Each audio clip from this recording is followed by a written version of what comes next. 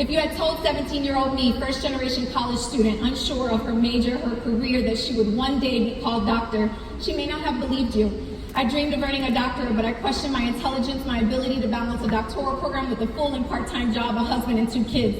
I couldn't see a clear direction for my career because I had not been introduced to what was possible. The uncertainty made me doubt whether a doctorate was within my reach.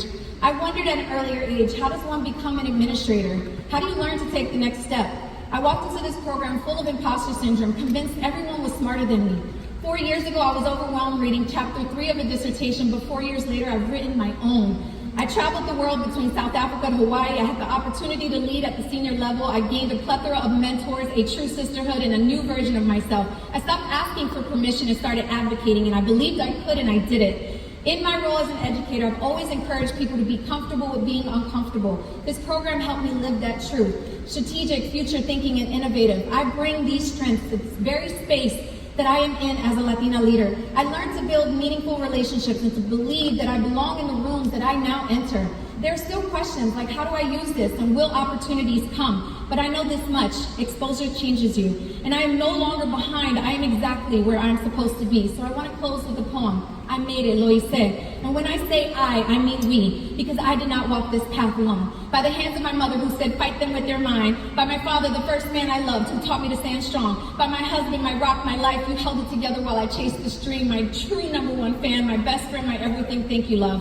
For Kayla, my princess, my scholar, my future leader, I knew the seeds I planted were growing the moment you called me in spring 23, asking me about internment camps. The same day I stood at Santa Anita, a place once built to confine, now a space to remember, a full circle moment. Kayla, your ambition, your drive is unmatched. I'm so proud of you. This is for you. This is for my baby boy Jackson, my little light. I get to show you what a superhero looks like in real life. Thank you for your kindness and love, and remember how smart you are. This is for you. For the Latinas who grind, who push, who break barriers, who walk into rooms never built for them. This is for you. For my participants, I see you. I thank you. With each word I type, I held the weight of your stories, painting a motif of resilience so the world might finally understand what it means to lead, to rise, to exist boldly in spaces that never expected you. I made it. Lo hice. We made it. This is for the Latina leaders who shaped me even before I knew who I was. Titi Spoon, Margie, Lourdes, Yvette, Minelli, Madrina, Doris, Nibia, Abuela, Mama, and Mommy. You taught me to never settle for anything less than I deserve. The power of speaking up and that my voice is a force. That humility and power are not opposites but companions on this journey.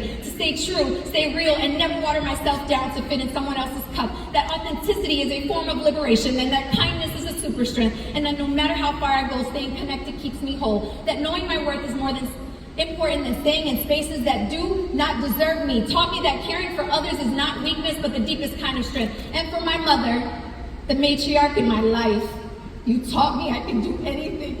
You are the captain of my cheerleading squad, and you showed me resilience and what it means to be a mother and a wife and a warrior who led me to find my voice. And so I stand here not just as Dr. Kimberly Jones, but as a living, breathing testimonio, a witness, a story, and a truth that we are not just worthy of these spaces, that we belong in them too. And today in this space, I am Dr. Kimberly Jones.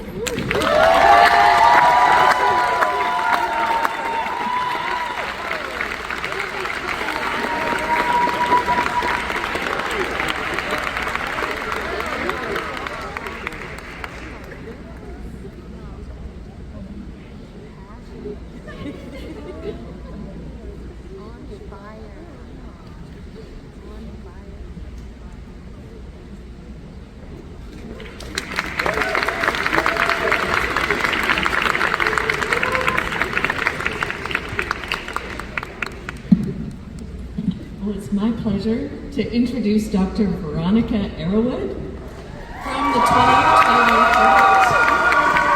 She's making her way to the stage. So V was a member of my research team. She was such a delight to work with, and